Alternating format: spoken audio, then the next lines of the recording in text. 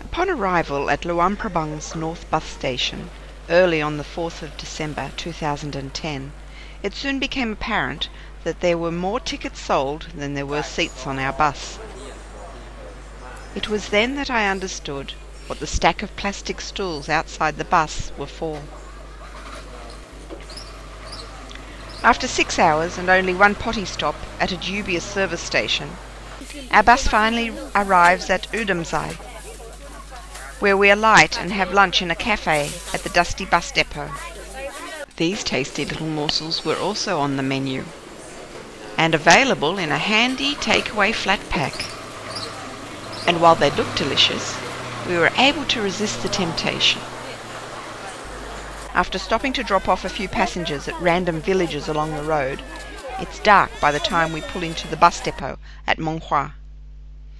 After an average night's sleep, the next morning we embark on the final leg of our journey.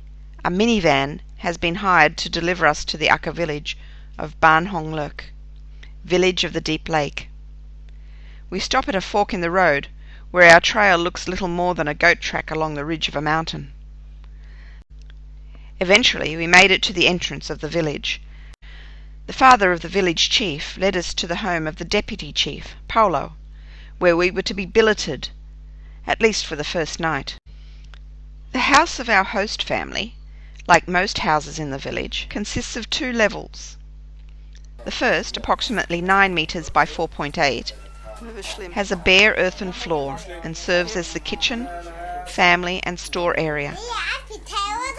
All the cooking is done over an open fire. The upstairs is about 6 meters by 4.8 and has timber floorboards and a gabled tin roof and bare rafters. There is no furniture in the house. Every task is completed sitting on the floor or squatting on haunches. This is home to 13 people of the one extended family, spanning 4 generations. Our bedding is rolled up against one wall. All 3 of us, our guide, Chaim, and I, are to sleep side by side. Chaim is taking no chances and commandeers the middle sleeping mat. On the opposite wall is a door leading to a small deck, an area to escape the constant smoke that wafts up from the kitchen below. There is no indoor plumbing in any house in the village. The young girls, from the age of 5 or 6, carry baskets on their backs with a few 5-litre jerry cans in the baskets. They walk about 300 metres down to the common bathing, washing, water area. They fill their jerry cans, then carry them back up the path to the house. This happens a few times a day. Eventually I have to ask the inevitable question: where's the loo? I'm advised that everyone in the village just goes bush. An elderly gentleman volunteers to lead the way to the one and only toilet that has been provided purely for the use of the handful of tourists who join these volunteering expeditions each month. We wind our way along barren earth paths, dodging the effluent of the multitude of pigs, dogs, water buffalo, and other cattle who roam freely throughout the village. We climb over bamboo stiles between neighbouring compounds and through neighbours' yards. I'm directed to a small 2-door shack of rough-hewn timber. A group of young children are fascinated by this building and peer through the gaps in the slats to inspect the goings-on within. My guide shoos them away, and I'm afforded an iota of privacy. I do not tarry. There are no garbage bins. Everything they use is biodegradable. Kitchen waste is tossed from the front door, and the pigs, fowl and dogs fight over the choicest morsels. Once the children return from school in the afternoon, Sark takes us on the tour of the village. He had suggested we buy a bag of balloons in the township before we arrive here. They sensibly discourage visitors from giving sweets or candy to the children, and the balloons seem to impress the children greatly. Even the mothers love to receive balloons. Most are little more than girls themselves. A stringy chook has been sacrificed and plucked for our dinner. It is served with green weedy vegetables in a thin soup, with more bowls of rice, but not before the obligatory 2 serves of rice wine are offered up. After our meal, the big wigs in the village materialise, and an agenda for our volunteering activities is debated ad nauseum. Finally, it is decided the next day we will help with the threshing of rice. The day after that I will teach English in the school. In the afternoon we will do some rice basket weaving. Everyone seems happy with the plan. It is 8 p.m. The sun has well and truly set, so everyone who is left in the house goes to bed. We settle in side by side with our guide. The next morning we awake tired and sore. On our first night we have hardly slept. The beds are hard and lumpy, the blankets insufficient, and in the end I wore my coat to keep warm. All through the night a cacophony of noises leaves barely a moment's silence. Dogs bark, babies cry, and people talk, albeit in hushed tones. The walls are paper thin. Before the sun has even risen, around 3 a.m, the village bursts into life. People are off to work, singing and chatting among themselves. Breakfast, which for all intents and purposes looks like last night's leftovers, is served at 7 a.m. and is accompanied by, shock horror, another 2 serves of rice wine. A chap arrives to lead us to our rice threshing task. He carries a small black chook with him, our contribution to lunch. The promised half-hour walk takes well over an hour, with an incredibly steep decline down the face of the mountain. My painful knee complains. I take no notice.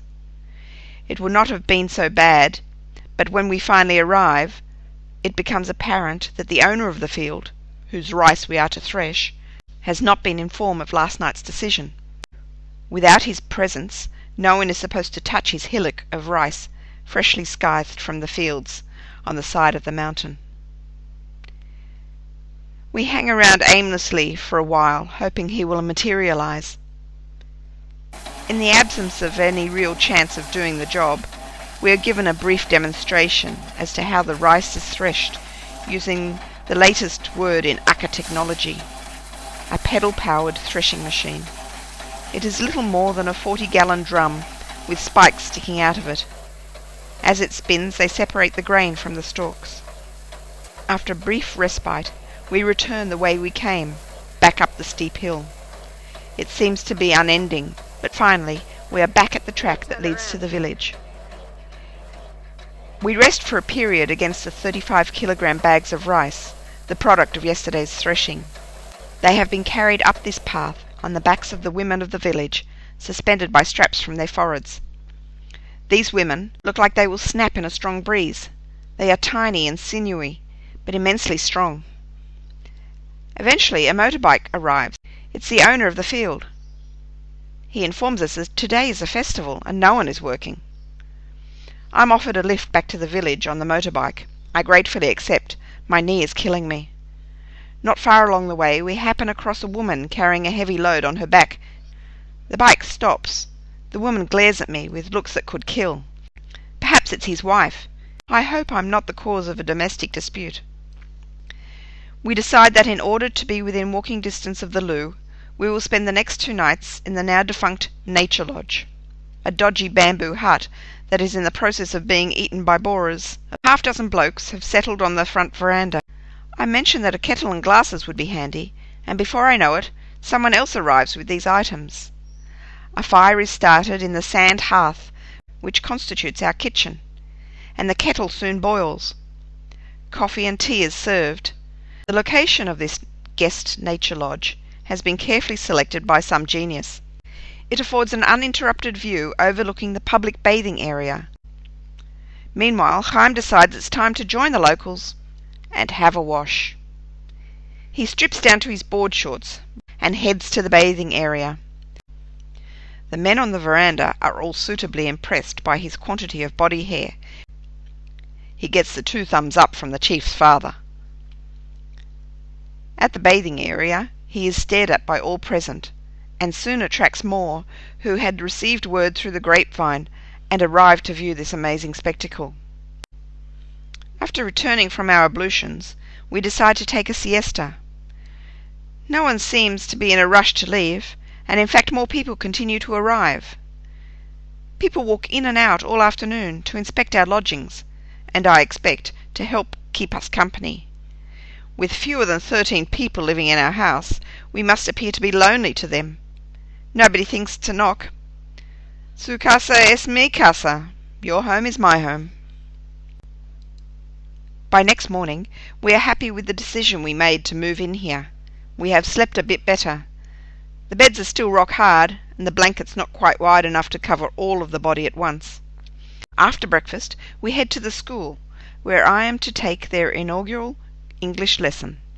The school building is a rough-hewn timber hut, divided across the middle, with a door at one end for the grades 1, 2 and 3, and a door in the side wall near the other end for grades 4, 5 and 6. The kids in both classes vary in age. Mine are between 10 and 15, 11 boys and 4 girls. Children generally start school when there is another sibling old enough to take responsibility for all the younger ones, usually around 8 or 9 years of age. Or if they are lucky enough to be the youngest sibling, they may start school at 6 years of age, like the city children do. The lesson starts off slowly, with the kids being so shy they are reluctant to join in. Eventually the show kicks off and they gain some confidence, learning the basic greetings and to count from 1 to 20. School finishes for the lunch break at 11:30, and I don't know who is more tired, the kids or I. When we return to Polo's for lunch, we find the TV is plugged into the 12-volt battery on the ground floor. Seated around are a large group of children from various households in the village. More just walk in and find a patch of earth to sit on. There is a DVD playing. It looks like a video of some gathering of minority groups in China. This is their view of the world as they know it. The children sit riveted to the images on the screen. No one pushes or shoves. No one asks them to change to the Disney Channel. No one has heard of MTV. I contemplate the contrast between these children and those I see hanging out at malls and skate parks back home. After lunch, we are to do weaving of rice baskets. A lot of time is spent watching Polo shaving the bamboo strips until they are wafer thin. It appears to be his first attempt to weave such a basket, and his grandfather eventually intercedes when Polo seems to have lost the plot. After a while it becomes apparent that we will not get to do any of the weaving ourselves. We excuse ourselves and retire to our hut for a rest. At 6 p.m. we return to Polo's for dinner, and grandfather presents us with the completed rice basket.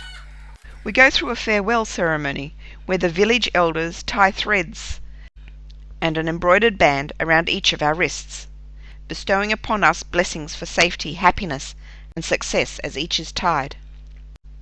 I ask our guide to translate some questions directed to the women, none of whom speaks Lao, let alone English. All my questions have to be translated from English to Lao, from Lao to Akha, then back again. I'd love to learn more about these fascinating women, but it starts to sound like a game of Chinese whispers. In the end, we thank the family for their generosity and retire for our last night to our rustic hut. We rise at 6 a.m. and pack the last of our belongings before walking up the hill to Polo's for breakfast. After eating, I ask to take a photo of grandfather and grandmother. They agree, but rather than posing as they are, in their working traditional clothes, they both go to change into their Sunday best traditional costumes.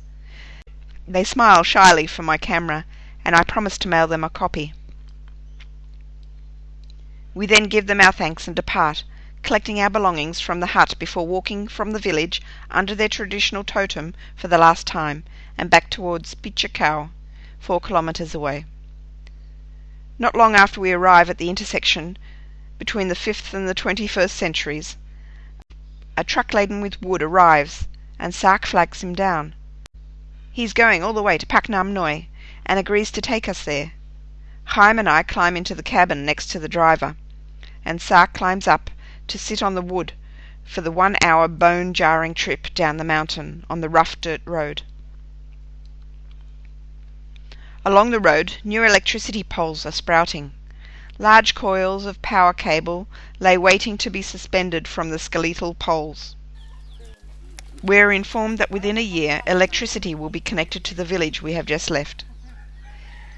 The village exists today much as it has since the first inhabitants arrived from China over 200 years ago. The Akha people originated in Mongolia about 500 AD. Most of the inhabitants still wear handmade traditional costume on a daily basis, and not merely to appease the passing tourists.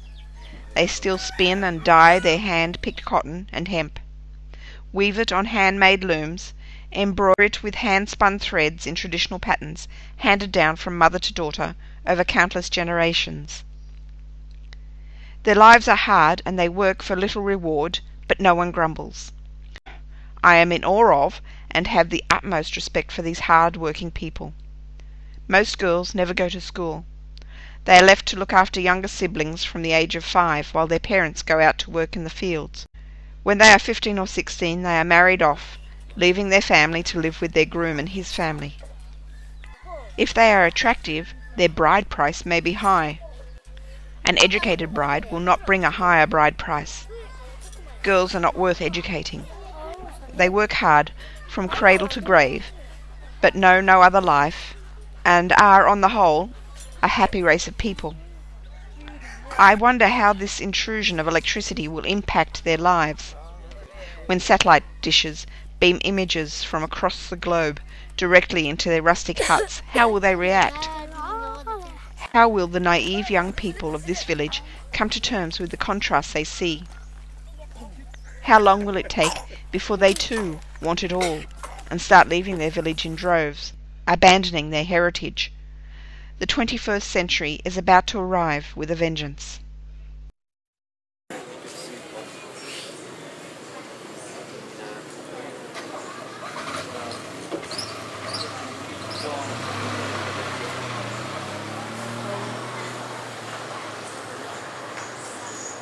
Cài questo